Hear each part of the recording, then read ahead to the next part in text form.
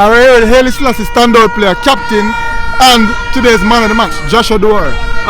Good game to the ballers. Speak to us about your team's performance first and foremost. Well, it's a brilliant performance from the team. You know. We come out here and listen to our coach what to do and get the job done because we need it.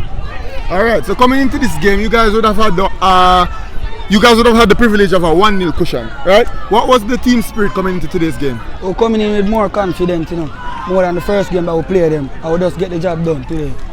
Alright, so what would have been some of the instructions that coach would have given you going into today's game? We keep a clean sheet, but we didn't do that. But we'll get back a goal because them scored power, so let's get back a goal. Alright, speak to us about your individual performance. Well, it's a good performance, you know. Best from Manning Cup start. Yes, the best game.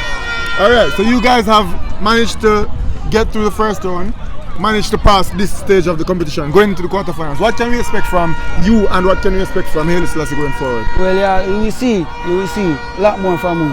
Better than this game. Alright, good game again. Yeah, thank you.